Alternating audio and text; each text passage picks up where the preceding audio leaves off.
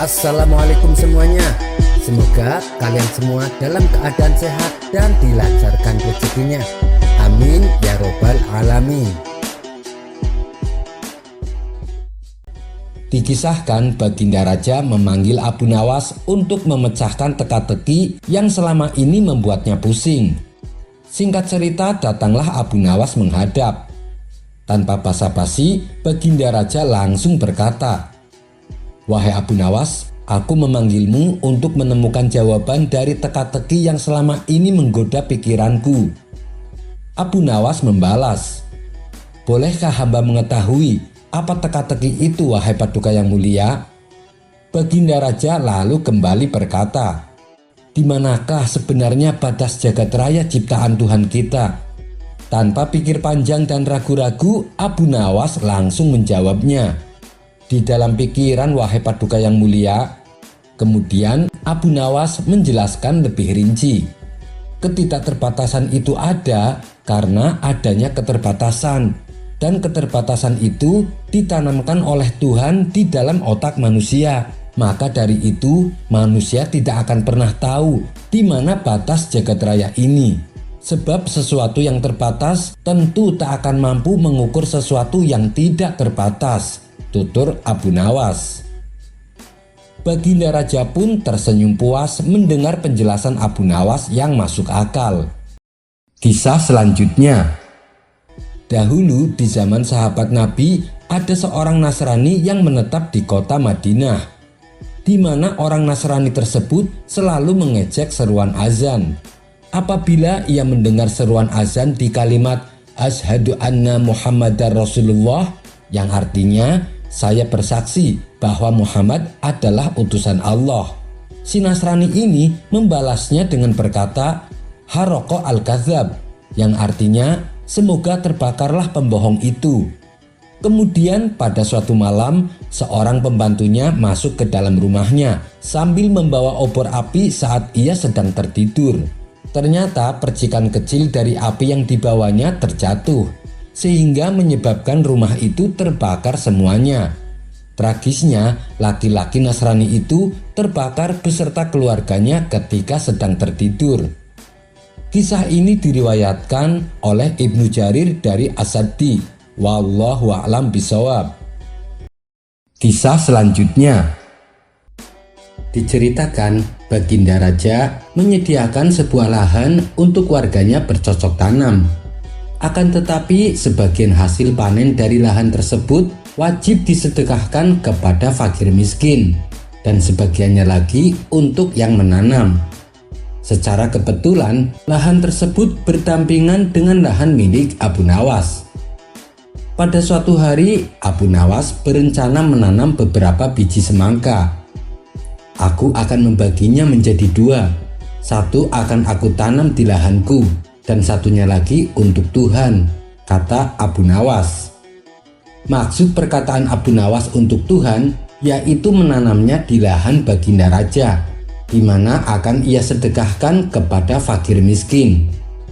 Singkat cerita, beberapa bulan kemudian biji-biji semangka yang ditanam sudah menampakkan hasilnya.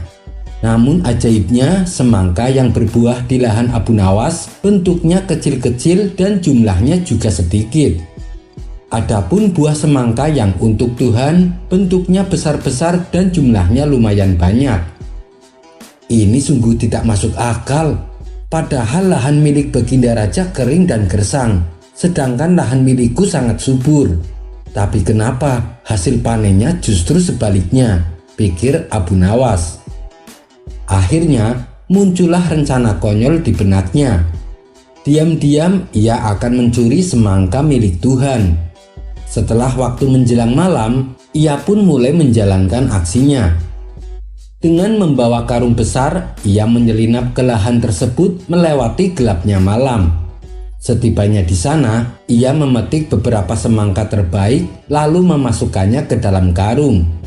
Tanpa ia sadari, ternyata sedari tadi ada dua pencuri yang menguntit dirinya dari belakang. Abu Nawas yang tak merasakan kehadiran mereka dengan tenangnya memanggul karung berisi semangka di atas punggungnya. Karena bebannya lumayan berat, sesekali Abu Nawas berhenti untuk istirahat. Di setiap kali istirahatnya itulah dua pencuri tersebut mengambil satu persatu semangka yang ada di dalam karung. Sehingga beban yang dirasa Abu Nawas makin lama terasa semakin bertambah ringan. Perbuatan kedua pencuri itu tentu tidak ketahuan karena kondisi malam itu sangatlah gelap.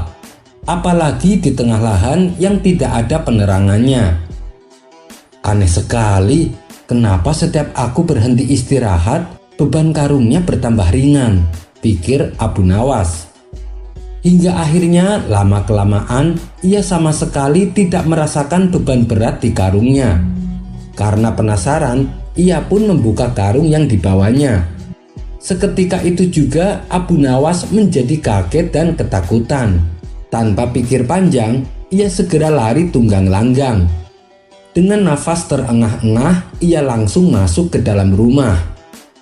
"Wahai suamiku, kenapa denganmu? Kenapa kau terlihat ketakutan?" tanya sang istri. "Wahai istriku, Tuhan telah memergoki aku. Dia mengambil kembali semangka-semangkanya," kata Abu Nawas dengan wajah pucat. Mendengar hal itu, sang istri hanya geleng-geleng kepala menyaksikan tingkah suaminya yang aneh itu. Kisah selanjutnya. Entah kenapa, tanpa sebab, tiba-tiba Baginda Raja menjadi emosian. Ia memaki-maki semua para menterinya.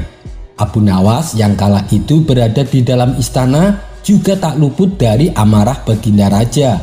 Saking emosinya, ia mengusir Abu Nawas dan tak boleh lagi menginjakan kakinya ke istana. Beberapa hari setelah peristiwa itu, banyak warga yang mengeluh dengan perubahan sikap Baginda Raja. Ia sekarang mudah emosi dan gampang marah. Bahkan beberapa menterinya ada yang mengundurkan diri karena takut terkena amarahnya. Akhirnya satu demi satu para menterinya mulai berkurang. Hal ini membuat Baginda Raja khawatir. Ia pun membuka kesempatan bagi rakyatnya untuk menduduki jabatan sebagai menteri. Namun tak ada satupun yang berani mendaftar. Menghadapi masalah ini, Baginda Raja bertambah bingung. Kemudian ia bertanya kepada penasehat istana yang masih setia mendampinginya. "Ada apa dengan kerajaan ini? Kenapa jadi begini?" tanya Baginda Raja. "Ampun yang mulia, hal ini dikarenakan sikap Paduka sendiri. Akhir-akhir ini Paduka mudah emosi dan tanpa sebab menghukum menteri yang tidak bersalah. Hal inilah yang membuat mereka tak tahan menjadi menteri istana. Sebaiknya Paduka periksa ke seorang tabib, barangkali ada solusinya," saran penasehat istana. "Kau kira saya sakit? Lancang sekali ucapanmu," bentak Baginda Raja. Ia pun menyuruh beberapa pengawal untuk menangkap dan memenjarakannya. Kabar tentang dipenjarakannya penasehat istana akhirnya sampai juga ke telinga Abu Nawas. "Bagaimana ini Abu Nawas?" tanya para warga. "Harus ada seseorang yang bisa menyadarkan Baginda Raja," kata warga lainnya. "Benar Abu Nawas, tapi kalau kami yang melakukannya itu tidak mungkin. Penasehat istana saja dipenjara, apalagi kami yang rakyat kecil," timpal warga lainnya. Sesaat Abu Nawas termenung. Ia mulai memutar otak untuk mendapatkan jalan keluarnya. Tidak berapa lama kemudian muncullah ide konyol di benaknya. "Kalian semua sebarkanlah kabar bahwa aku diterkam harimau yang dipeliharanya sejak kecil," kata Abu Nawas. Mereka pun setuju dan menuruti perkataannya, meskipun mereka tidak tahu apa maksud dibalik rencana Abu Nawas tersebut. Singkat cerita, seluruh penduduk Baghdad dihebohkan oleh berita tentang Abu Nawas yang diterkam oleh harimau peliharaannya. Dan dengan cepat kabar ini pun beredar, yang pada akhirnya terdengar oleh Baginda Raja. "Apa benar Abu Nawas diterkam harimau?" tanya Baginda Raja kepada salah satu menterinya. "Menurut kabar yang beredar, memang benar Paduka yang mulia," jawab menterinya. "Sejak kapan Abu Nawas pelihara harimau?" tanya Baginda Raja kembali. "Kurang tahu yang mulia, tapi yang hamba dengar ia memeliharanya sejak masih bayi, jelas menterinya. Karena penasaran, Baginda Raja pun datang ke rumah Abu Nawas untuk menengoknya. Setibanya di sana, Abu Nawas tampak sedang duduk di depan rumahnya. "Bagaimana keadaanmu?" tanya Baginda Raja. "Alhamdulillah Paduka, saya sehat walafiat," jawab Abu Nawas. Tentu saja hal ini membuat Baginda Raja heran. "Orang-orang bilang kau diterkam harimau. Bagaimana itu bisa terjadi? Dan sejak kapan kau memelihara harimau?" tanya Baginda Raja. "Untuk menjawab pertanyaan Paduka, butuh waktu yang lama untuk menceritakannya," ujar Abu Nawas. "Aku siap mendengarkannya, silahkan ceritakan saja padaku," balas Baginda Raja. Abu Nawas pun lalu memulai ceritanya. "Waktu itu saya melewati jalanan sepi. Di tengah jalan saya menemukan anak harimau yang tengah sakit dan butuh pertolongan. Saya pun membawa pulang dan merawatnya. Para warga awalnya sudah memperingatkan saya bahwa harimau adalah hewan yang buas yang bisa berbahaya jika memeliharanya. Namun seiring berjalannya waktu, setelah harimau tumbuh dewasa, ia menjadi hewan yang penurut. Para warga pun tidak ada yang takut bila berpapasan dengannya. Bahkan tidak sedikit anak-anak yang bermain dengan harimau milikku." Di sela-sela ceritanya, Baginda Raja bertanya, "Kalau memang penurut, kenapa dia sampai menerkammu?" Abu Nawas lalu melanjutkan ceritanya. "Kejadian ini berawal ketika aku keluar kota selama 3 hari dan aku lupa memberinya makan. Setelah aku kembali, dilihatnya harimauku masih berada di dalam kandangnya. Aku pun senang karena dia dalam keadaan baik-baik saja. Tapi ketika aku menghampirinya, tiba-tiba dia menerkamku dan ingin memakanku. Kelaparan selama 3 hari telah mengeluarkan sifat alamiahnya sebagai hewan buas. Ia akan menerkam siapa saja ketika merasa lapar. Untunglah aku masih bisa selamat," tutur Abu Nawas. "Lalu kemana harimau tersebut? Apakah sudah dibunuh atau lari ke hutan?" tanya Baginda Raja. "Saya melepaskannya dan tak mau lagi memeliharanya. Harimau yang saya ceritakan bukanlah harimau sesungguhnya Paduka. Harimau ini bisa diibaratkan tabiat buruk kita, seperti cepat emosi atau gampang marah. Jika kita terus memeliharanya, suatu saat tabiat buruk tersebut akan memakan kita.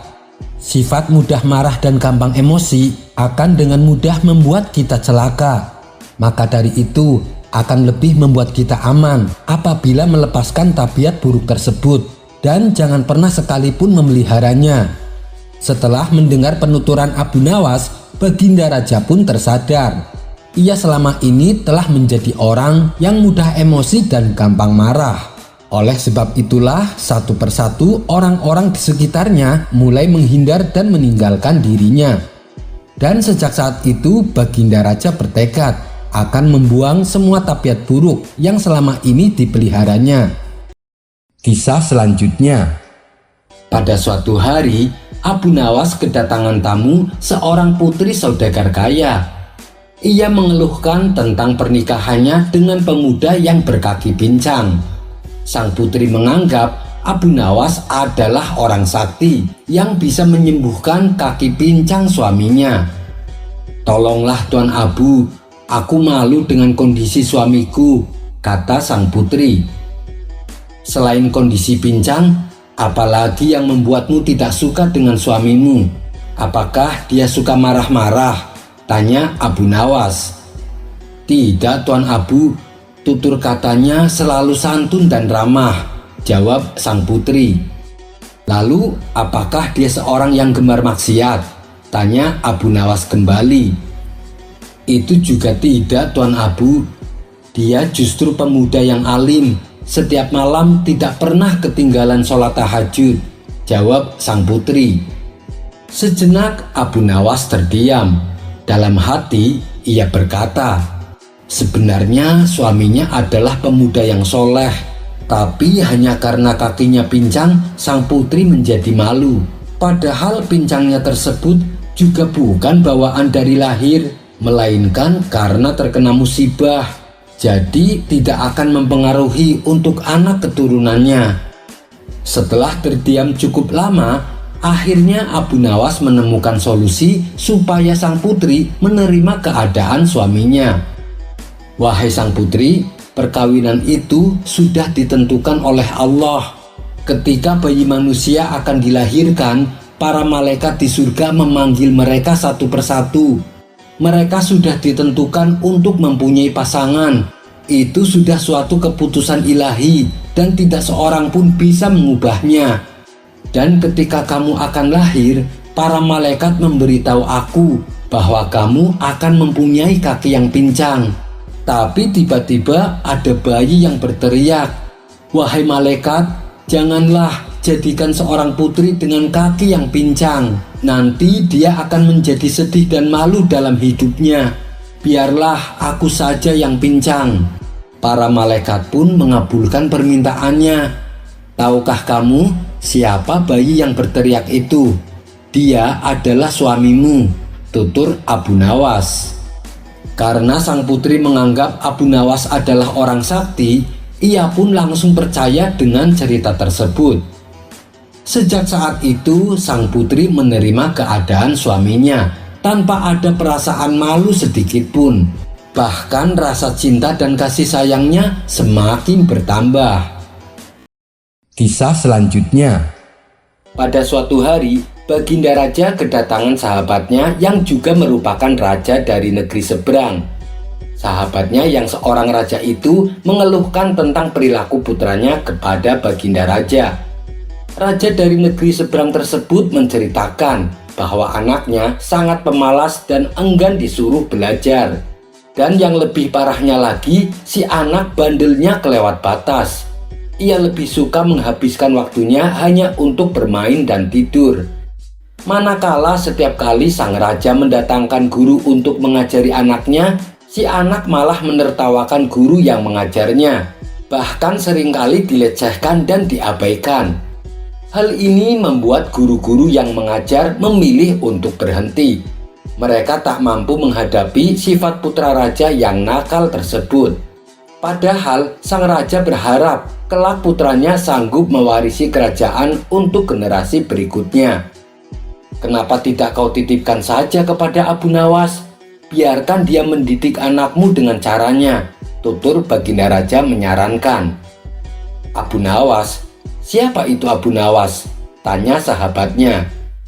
"Dia itu ulama sufi yang terkenal cerdik dan pandai di kota Baghdad," jawab Baginda Raja. "Baiklah, akan aku coba. Minggu depan aku akan ajak putraku kemari," balas sahabatnya. Beberapa minggu kemudian, dengan diantar Baginda Raja, raja dari negeri seberang tersebut membawa putranya ke rumah Abu Nawas. Melihat kedatangan tamu seorang raja, tentu saja membuat Abu Nawas terkejut. "Ampun Paduka yang mulia, ada gerangan apa? Tiba-tiba Paduka datang kemari?" tanya Abu Nawas. Baginda Raja lalu mengungkapkan maksud kedatangannya. Ia hendak menitipkan putra sahabatnya kepada Abu Nawas untuk diajari ilmu agama dan kedisiplinan. "Wahai Abu Nawas, ajarkan anak saya ilmu agama dan didiklah dia supaya disiplin," pinta sahabat Baginda Raja. "Saya bersedia, tapi saya akan mendidiknya dengan cara saya dan Paduka tidak boleh sakit hati," balas Abu Nawas. "Baik Abu Nawas, semuanya aku serahkan padamu," ujar sahabat Baginda Raja. Singkat cerita, maka pulanglah Baginda Raja dan sahabatnya. Baru saja ditinggal orang tuanya, si anak membuat ulah di rumah Abu Nawas. Ia dengan beraninya membentak Abu Nawas saat minta diambilkan air minum. Awalnya Abu Nawas menanggapinya dengan senyuman. Ia selalu menuruti kemauan si anak tersebut. Hingga pada suatu hari, tiba-tiba Abu Nawas memukul si anak cukup keras. Padahal ia tidak melakukan kesalahan apapun. Sejak saat itulah si anak menjadi takut kepada Abu Nawas. Sifatnya yang bandel dan suka malas-malasan mendadak berubah menjadi penurut dan rajin. Beberapa tahun kemudian, orang tuanya datang untuk menjemput sang putra mahkota. Si anak kini menjadi pribadi yang sopan.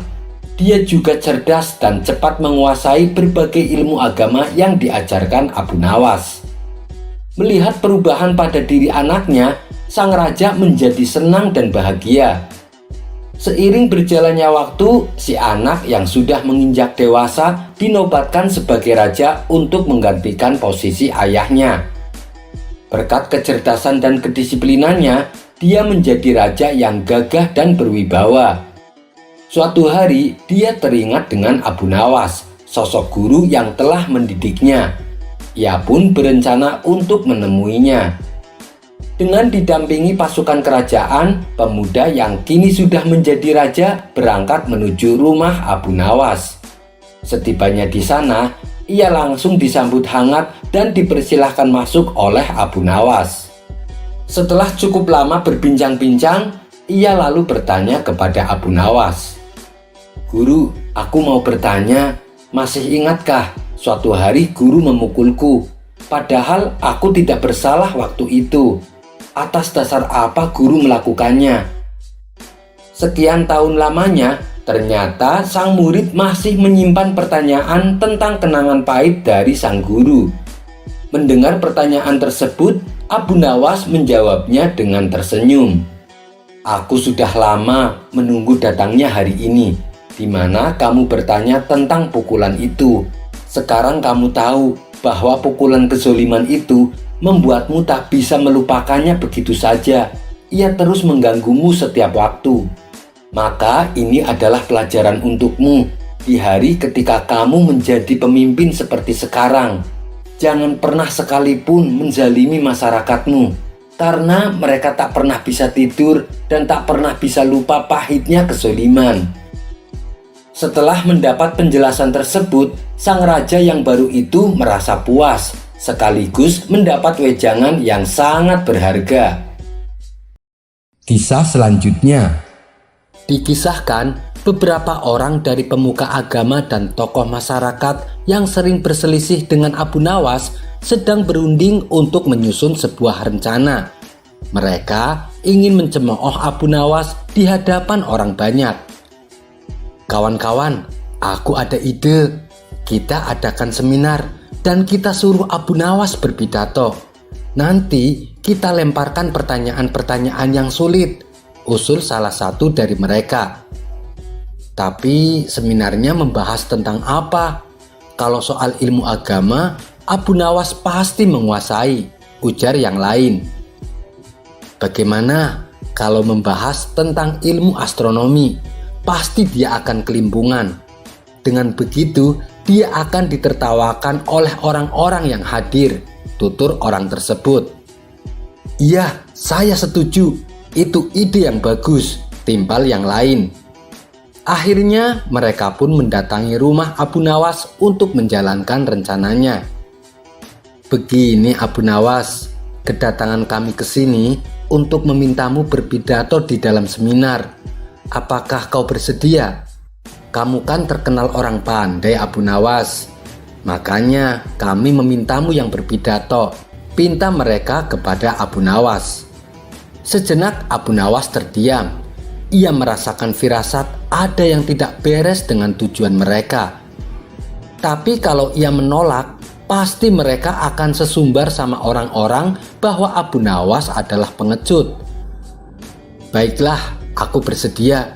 Kapan acara seminarnya diadakan?" tanya Abu Nawas. "Besok siang Abu Nawas, jangan sampai tidak datang ya," balas mereka. Hari yang ditentukan pun tiba.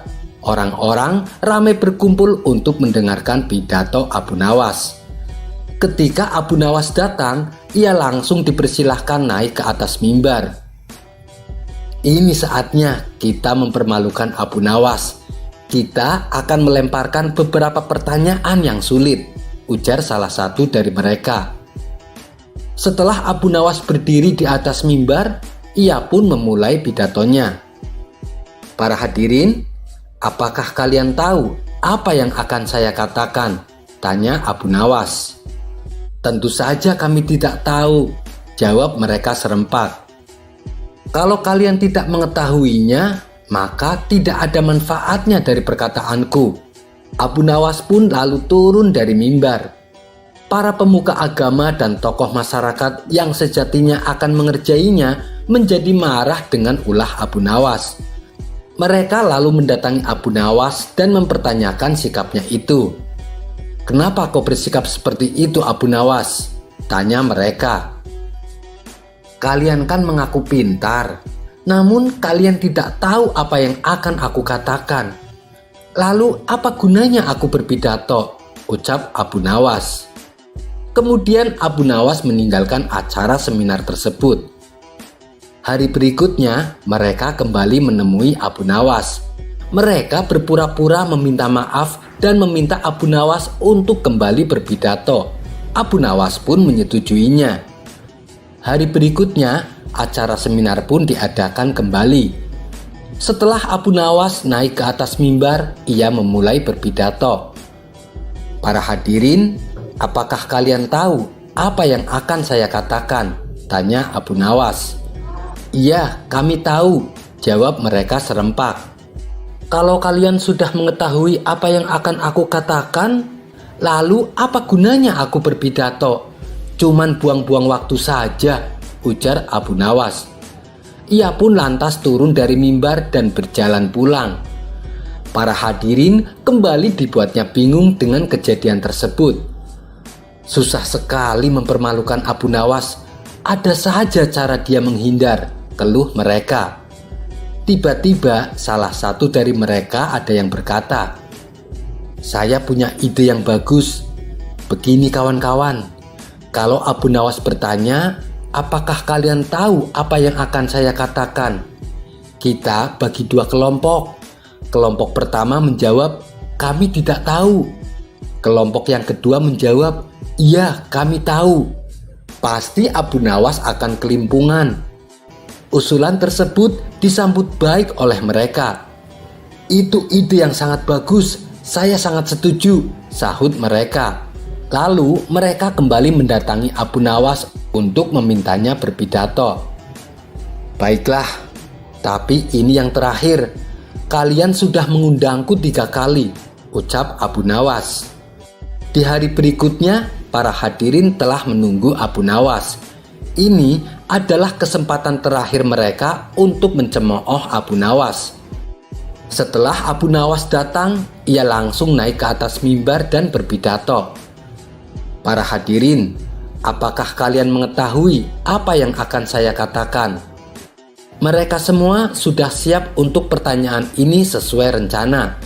Sebagian kelompok menjawab, "Iya, kami tahu." Dan sebagian menjawab, "Kami tidak tahu." Mereka mengira telah berhasil menjatuhkan Abu Nawas. Ternyata jawaban tersebut tidak membuat Abu Nawas jadi kelimpungan. Ia bahkan malah tertawa. "Baiklah kalau begitu, kalian yang sudah mengetahui apa yang akan saya katakan agar memberitahu kepada yang belum tahu," ucap Abu Nawas. Ia pun kemudian langsung turun dari mimbar dan berjalan pulang dengan tenang. Mereka yang berencana mempermalukan Abu Nawas dibuat terheran-heran dengan kecerdikannya. Para tokoh masyarakat dan pemuka agama yang sering berselisih dengan Abu Nawas kemudian memutuskan untuk menemuinya kembali. "Abu Nawas, kita kan sama-sama tahu terkadang kita berselisih pendapat dengan kamu. Namun dengan aksimu hari ini, kami sepakat bahwa kamu adalah orang yang memiliki segudang kecerdikan. Tapi kami semua penasaran, Abu Nawas. Sebenarnya apa sih yang akan kau katakan?" tanya mereka. Abu Nawas pun tertawa dan berkata, "Yang ingin aku katakan kalian semua sudah tahu, yaitu kalian semua bermaksud mencemoohku. Betul kan? Makanya aku melemparkan pertanyaan tersebut berulang kali. Dari awal pertama kalian datang, aku sudah punya firasat kalau kalian punya rencana tidak baik. Jelas-jelas aku sering berselisih dengan kalian, tapi kalian tiba-tiba memintaku berpidato di hadapan kalian. Belum lagi tema yang diminta kalian adalah astronomi. Ini sudah tidak masuk akal. Pasti kalian ada maksud untuk mempermalukan aku di hadapan orang-orang. Dengar ya kawan-kawan, berselisih pendapat itu hal yang wajar.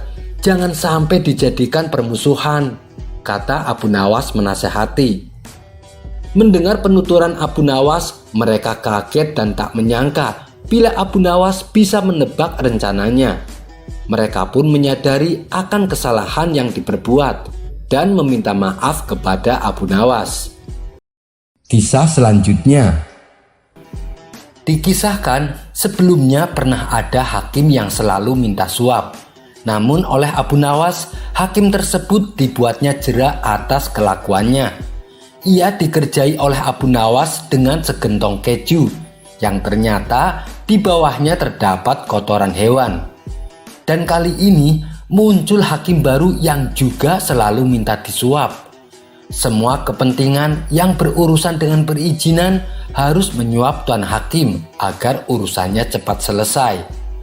Tentu saja banyak warga yang mengeluh dengan perbuatan tuan hakim. Mereka lalu sepakat untuk mengadukannya kepada Abu Nawas. Mereka ingin agar perbuatan tuan hakim diberi pelajaran. Esok harinya mereka mendatangi rumah Abu Nawas. Wahai Abu Nawas, tuan hakim benar-benar keterlaluan. Masa setiap kali kami mengurus perizinan, kami diminta bayaran. Kalau kami menolak, dia tidak mau menandatangani, tutur mereka. Kurang ajar, belum kapok juga rupanya dia, kata Abu Nawas geram. Dia bukan hakim yang dulu Abu Nawas, sekarang hakimnya sudah diganti orang baru, balas mereka. Oh, baiklah, nanti akan kubalas perbuatannya, tukas Abu Nawas. Maka pergilah Abu Nawas ke rumah tuan hakim dengan membawa 1 kilo gandum. Dia ingin mengecek kebenaran tentang aduan warganya. Sesampainya di rumah tuan hakim, Abu Nawas disambutnya dengan ramah. Hei Abu Nawas, silahkan masuk. Ada perlu apa datang kemari? Sapa tuan hakim. Begini tuan hakim, saya mau minta perizinan menjual hasil panen gandum saya, ucap Abu Nawas. Kenapa harus minta izin? Jual beli gandum kan tidak perlu pakai surat, tanya tuan hakim heran. Iya tuan hakim, tapi biar lebih nyaman, jawab Abu Nawas. Benar juga katamu Abu Nawas, memang seharusnya begitu. Lalu apa yang kamu bawa itu? Tanya tuan hakim kembali. Oh, ini sekantong gandum, oleh-oleh buat tuan hakim, balas Abu Nawas. Setelah surat perizinan dibuat, Abu Nawas lalu pamit pulang. Mulai besok akan saya berlakukan perizinan penjualan hasil panen gandum. Dengan begitu, aku bisa mendapatkan banyak keuntungan, pikir tuan hakim penuh gembira. Sementara Abu Nawas di rumah terus memikirkan bagaimana caranya membuat kapok hakim baru tersebut. Saat ia sedang termenung, tiba-tiba pintu rumahnya diketok. Ternyata yang datang adalah beberapa prajurit kerajaan. Tuan Abu Nawas, Anda diperintah menghadap Baginda Raja sekarang juga, kata salah satu prajurit. Tak menunggu lama, Abu Nawas bergegas pergi menuju ke istana. Singkat cerita, Abu Nawas menghadap Baginda Raja. Ada gerangan apa Paduka memanggil hamba? Tanya Abu Nawas. Saya ada tugas untukmu Abu Nawas. Saya akan membeli lahan yang luas di daerahmu. Dan saya ingin kamu yang mengurusi segalanya, termasuk surat perizinan, titah Baginda Raja. Hamba siap Paduka yang mulia. Karena ini adalah tugas penting, saya minta beberapa prajurit untuk berjaga di rumah saya, jawab Abu Nawas.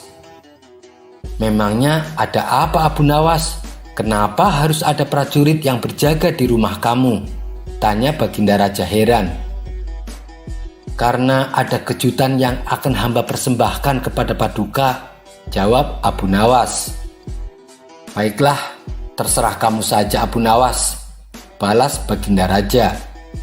Abu Nawas kemudian langsung pamit pulang. Di sepanjang perjalanan, Abu Nawas terlihat sangat senang. "Akhirnya aku mendapatkan ide cemerlang untuk membuat kapok Tuan Hakim."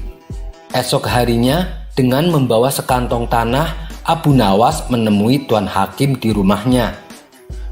"Tuan Hakim, saya ada perlu.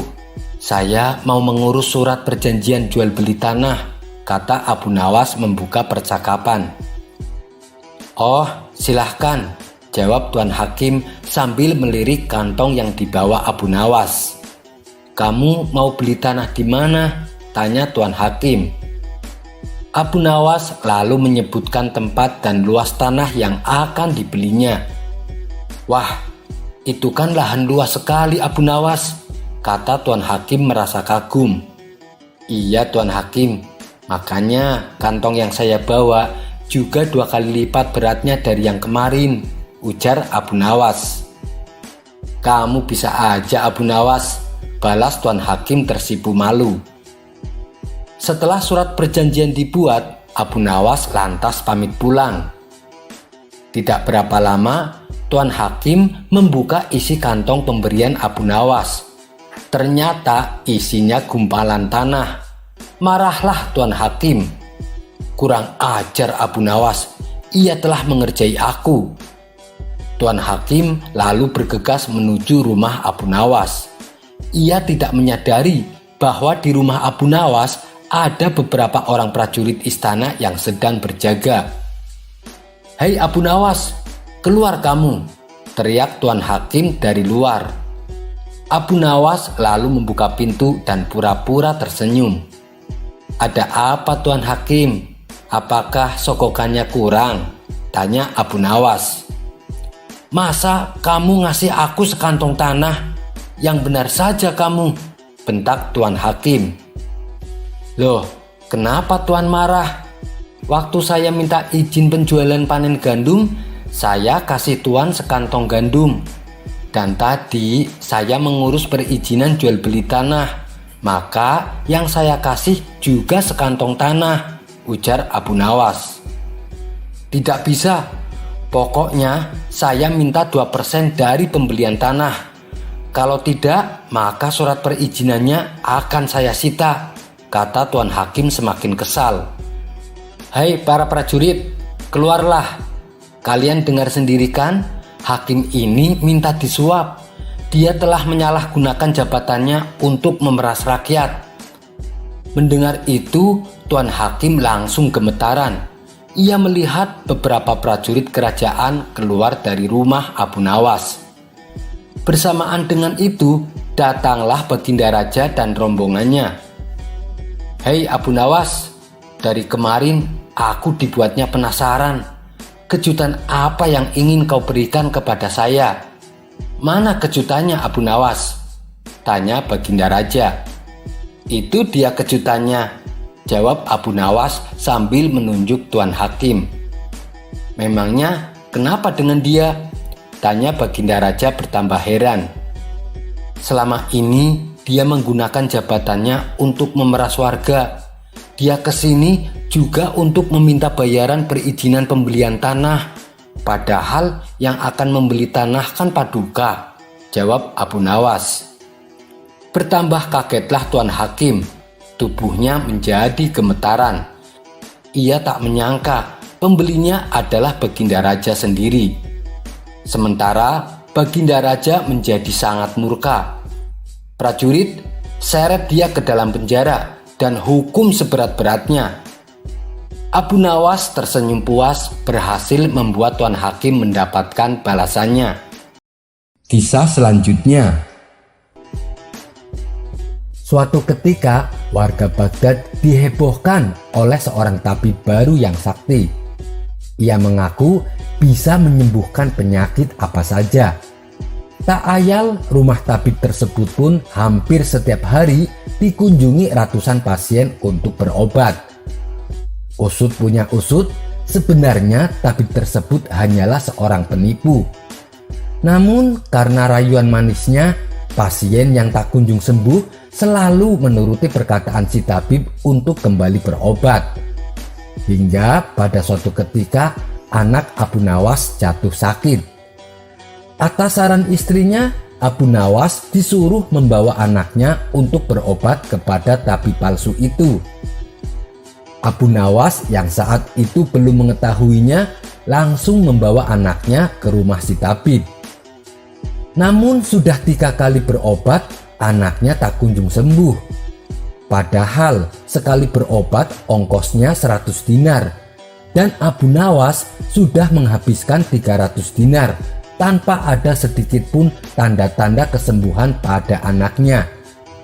Walhasil Abu Nawas pun mulai curiga. Jangan-jangan tabib itu cuma penipu, pikir Abu Nawas. Timbullah ide pada diri Abu Nawas untuk mengerjai tabib palsu itu. Keesokan harinya, Abu Nawas membuka praktek pengobatan. Di depan rumahnya tertulis, berobat di sini, sembuh bayar 100 dinar.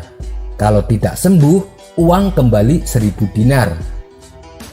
Para warga yang tadinya berencana akan berobat ke tabib palsu, mendadak berbalik arah menuju ke rumah Abu Nawas. Kini rumah Abu Nawas ramai dipenuhi oleh para pasien. Entah karena kebetulan atau bagaimana, hampir semua pasien yang datang berhasil disembuhkan oleh Abu Nawas. Sementara di rumah si tabib terlihat sepi, tak ada seorang pasien pun yang datang. Kenapa hari ini sepi sekali? Apakah warga mulai curiga padaku? Tanya si tabib dalam hati. Tidak lama kemudian datanglah asisten tabib tersebut untuk mengabarkan berita yang mengejutkan. Tuan tahu enggak, kenapa hari ini rumah Tuan sepi pasien? Kata sang asisten. Iya, aku juga heran. Kenapa emangnya? Tanya tabib tersebut. Karena Abu Nawas sekarang buka praktek pengobatan. Di depan rumahnya juga tertulis, berobat di sini, sembuh bayar 100 dinar. Kalau tidak sembuh, uang kembali 1000 dinar. Kata sang asisten memberitahu. Oh, pantesan. Tapi apa memang benar begitu? Yang tidak sembuh, uang kembali 1000 dinar? Tanya si tabib. Iya, benar tuan, jawab sang asisten. Kemudian muncullah watak asli tabib tersebut. Ia berencana menipu Abu Nawas. Aku akan berobat kepadanya dan berpura-pura sakit, hilang indera perasa pada lidahku. Kalau ditanya sembuh atau tidak, pastilah aku akan menjawabnya tidak. Karena yang tahu sembuh atau tidaknya kan cuman aku. Dengan begitu, aku bisa dengan mudah mendapatkan uang 1000 dinar, kata si tabib dalam hati kegirangan. Maka datanglah tabib palsu itu ke rumah Abu Nawas dengan berpura-pura sakit. Wahai Abu Nawas, bisakah kau mengobati penyakitku? Tanya si tabib kepada Abu Nawas. Loh, Anda kan tabib, kenapa datang berobat ke sini? Abu Nawas balik bertanya. Iya betul, tapi di tempatku tidak ada obatnya, balas si tabib. Oh ya sudah, ngomong-ngomong Anda sakit apa? Tanya Abu Nawas. Lidahku tidak bisa merasakan apa-apa, seperti mati rasa Abu Nawas, keluh si tabib berpura-pura. Abu Nawas tahu betul dengan perilaku si tabib. Ia hanya berpura-pura sakit untuk mendapatkan uang 1000 dinar. Baiklah, Anda tunggu di sini sebentar. Saya akan ambilkan ramuan obatnya, tutur Abu Nawas. Abu Nawas lalu memeras buah lemon yang sangat asam dan menuangkannya ke dalam gelas. Ini obatmu, kata Abu Nawas sambil memberikan gelasnya. Boleh aku minum? Tanya tabib tersebut. Oh, tentu saja, silahkan, jawab Abu Nawas tenang.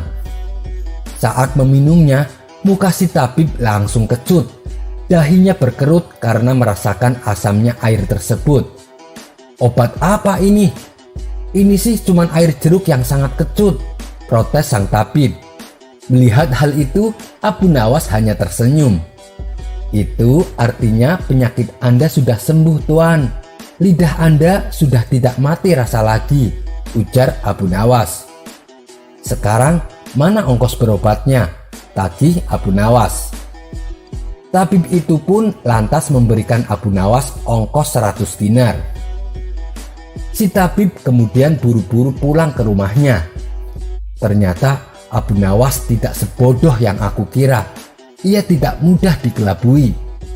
Aku harus cari cara lain agar bisa mengalahkan Abu Nawas dan mendapatkan uang 1000 dinar, pikir si tabib dalam hati. Esok paginya ia kembali menemui Abu Nawas. Hei Abu Nawas, aku mau berobat lagi, kata si tabib. Silahkan Tuan. Lidahnya masih mati rasa lagi, ledek Abu Nawas. Bukan, ini sakit yang berbeda dengan kemarin, jawab si tabib. Memangnya sakit apa? Tanya Abu Nawas. Aku hilang ingatan Abu Nawas. Bisakah kau menyembuhkanku? Kata si tabib. Oh, tentu saja bisa, jawab Abu Nawas. Tunggu di sini sebentar, aku akan ambil obatnya, kata Abu Nawas melanjutkan. Abu Nawas beranjak dari tempat duduknya. Dia mengambil obatnya seperti yang kemarin, yaitu segelas air perasan jeruk lemon yang sangat asam. Melihat hal itu, si tabib langsung kaget. Loh, bukankah itu obat seperti yang kemarin? Tidak, aku tidak mau meminumnya, tolak si tabib dengan tegas. Abu Nawas pun hanya tersenyum dan berkata, Alhamdulillah, penyakit Anda sudah sembuh Tuan. Mana ongkosnya? Pinta Abu Nawas. Sudah sembuh? Bagaimana kau bisa tahu? Tanya si tabib heran. Buktinya, Anda masih ingat dengan obat kemarin yang saya berikan. Itu berarti sakit hilang ingatan Anda sudah sembuh, kata Abu Nawas menjelaskan. Si tabib terpaksa memberikan ongkosnya kepada Abu Nawas. Tak terima dengan dua kegagalan yang dialaminya, esok harinya si tabib kembali menemui Abu Nawas. Kali ini ia berpura-pura matanya buta. Ia berjalan ke rumah Abu Nawas dengan bantuan tongkat di tangannya. Setibanya di rumah Abu Nawas sempat kaget dan bertanya, "Apa yang terjadi dengan Anda?" Si tabib itu menjawab, "Mataku tiba-tiba buta Abu Nawas dan aku ingin berobat kepadamu." Setelah mencermati dengan seksama, barulah Abu Nawas sadar bahwa itu hanya akal-akalan tabib saja untuk menipu dirinya. Tapi Abu Nawas tak pernah kehilangan akal. Ia pun lantas berkata kepada si tabib, "Tuan, penyakit kebutaan pada mata Anda sepertinya sudah parah sekali. Maafkan saya Tuan Tabib, untuk kali ini saya tidak bisa menyembuhkannya," kata Abu Nawas pura-pura sedih. "Berarti saya dapat uang kembalian 1000 dinar?" tanya tabib kegirangan. "Benar Tuan, uangnya sudah saya siapkan di dalam kantong." "Sebentar ya Tuan, saya mau ambil dulu kantongnya," jawab Abu Nawas.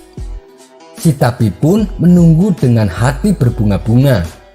"Akhirnya saya berhasil memperdayaimu, wahai Abu Nawas," pikir si tabib. Tidak lama kemudian Abu Nawas datang sambil menyerahkan kantong uangnya.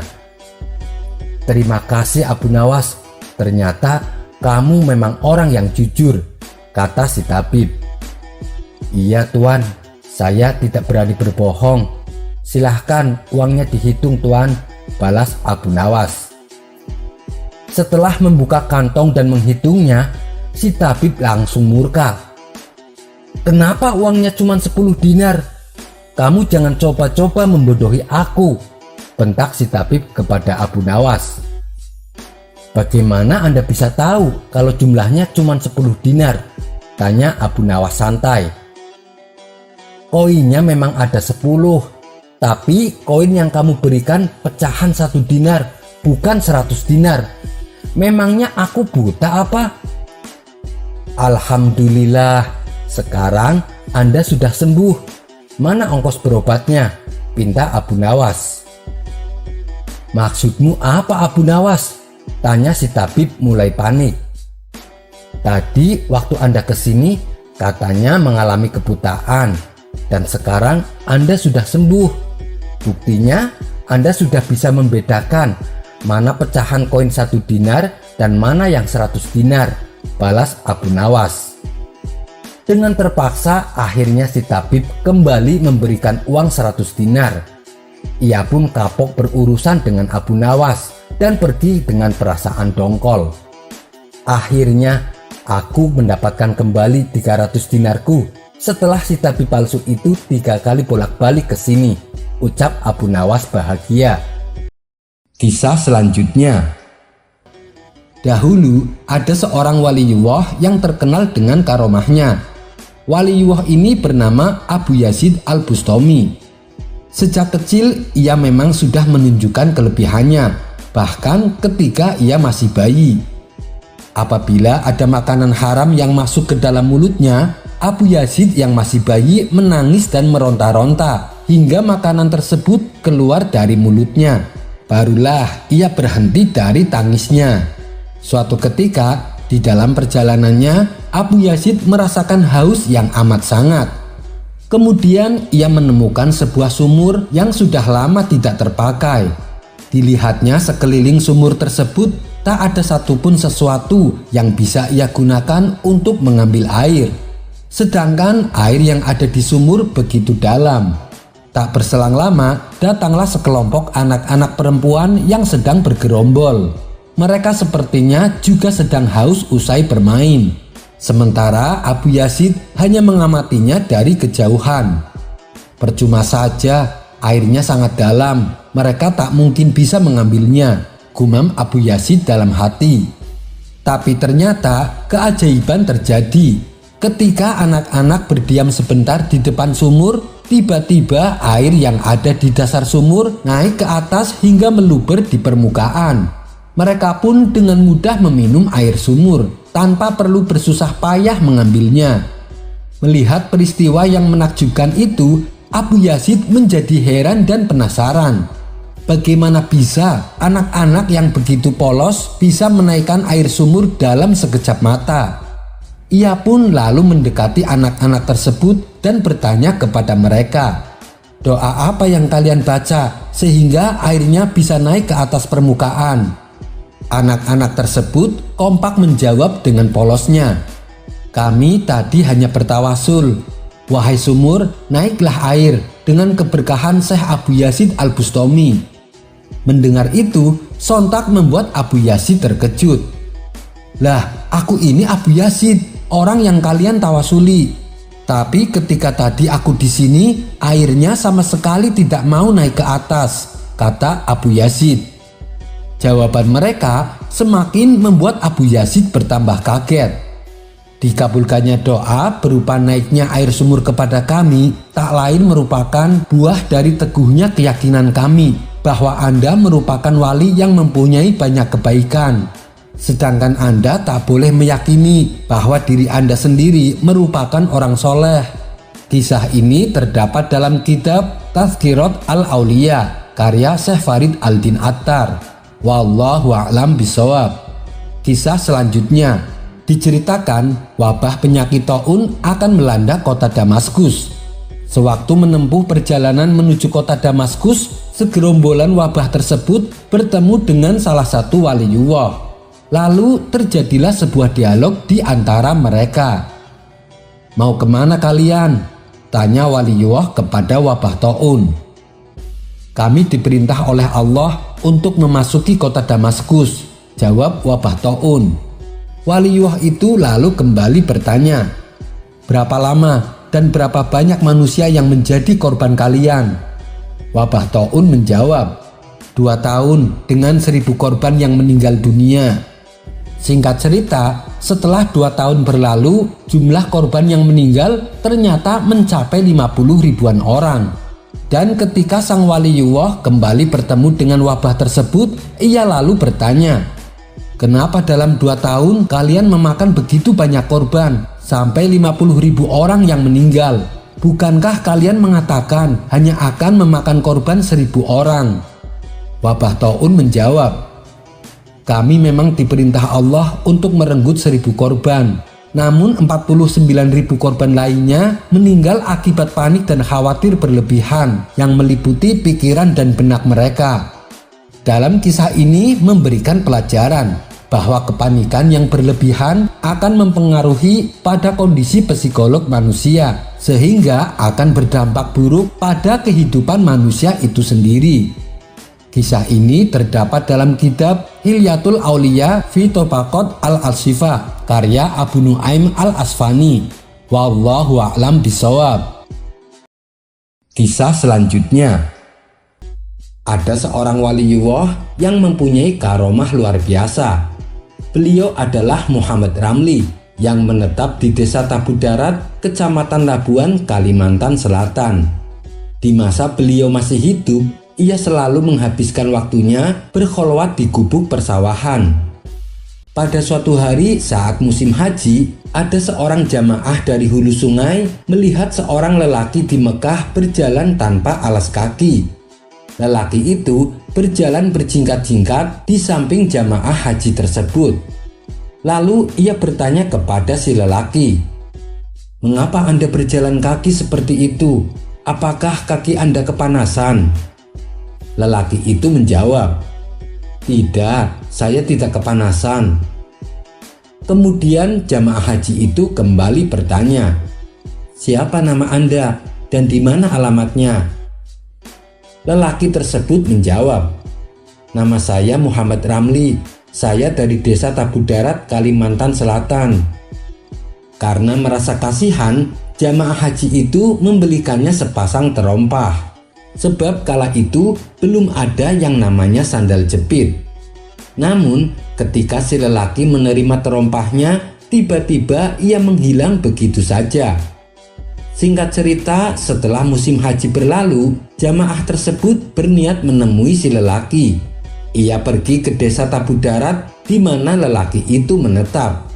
Sesampainya di sana, ia bertanya kepada penduduk setempat tentang jamaah haji dari desa tersebut yang bernama Muhammad Ramli. Namun para penduduk mengatakan bahwa tahun ini tidak ada warganya yang pergi menunaikan ibadah haji. Tapi kalau orang yang bernama Muhammad Ramli memang ada, tapi ia tidak pergi berhaji, ia hanya berkholwat di gubuk persawahan. Rasa penasaran, jamaah haji itu minta kepada warga agar diantar ke rumahnya. Dan ternyata memang benar, dialah orang yang ia temui sewaktu menunaikan ibadah haji. Dan terompah yang pernah dibelikannya tergantung di dinding rumahnya. Demikianlah kisah karomah seorang waliyullah dari Desa Tabu Darat, Kalimantan Selatan. Wallahu a'lam bishawab. Kisah selanjutnya, Al-Kisah, ketika Syekh Khalil Bangkalan masih muda, ia mendengar bahwa di daerah Pasuruan ada seorang ulama yang sangat alim. Namanya adalah Syekh Abu Dzarin. Kala itu Syekh Khalil Bangkalan ingin sekali menimba ilmu kepadanya. Sebab Syekh Abu Dzarin merupakan ulama karismatik penerus perjuangan Rasulullah.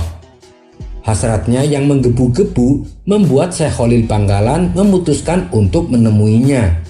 Ia pun berangkat dengan berjalan kaki dari Bangkalan menuju Pasuruan. Meski jarak yang ditempuh sangat jauh, tak menyurutkan niatnya untuk belajar ilmu agama kepada Syekh Abu Dzarin. Namun, ketika sampai di Pasuruan, ternyata Syekh Abu Dzarin telah wafat beberapa hari sebelum kedatangannya. Putus sudah harapannya untuk berguru kepada Abu Dzarin. Tak ingin kedatangannya menjadi sia-sia, ia pun berziarah ke makam Abu Dzarin.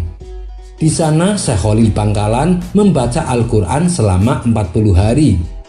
Hingga pada hari yang ke-44, ia tertidur di samping makam Syekh Abu Dzarin. Di dalam tidurnya itu, beliau bermimpi bertemu Syekh Abu Dzarin. Syekh Abu Dzarin berkata dalam mimpinya, "Niatmu untuk belajar sungguh terpuji. Telah aku ajarkan kepadamu beberapa ilmu, maka peliharalah." Setelah berkata demikian, Syekh Khalil segera terbangun dari tidurnya. Dan dengan izin Allah, tiba-tiba ia telah hafal beberapa kitab. Di antaranya kitab Imriti, kitab Asmuni, dan kitab Alfiyah. Di mana ketiga kitab tersebut merupakan kitab utama yang diajarkan di pesantren milik Syekh Abu Dzarin. Demikianlah kisah karomah Syekh Khalil Bangkalan yang belajar ilmu agama melalui mimpi kepada gurunya yang sudah meninggal. Wallahu a'lam bishawab.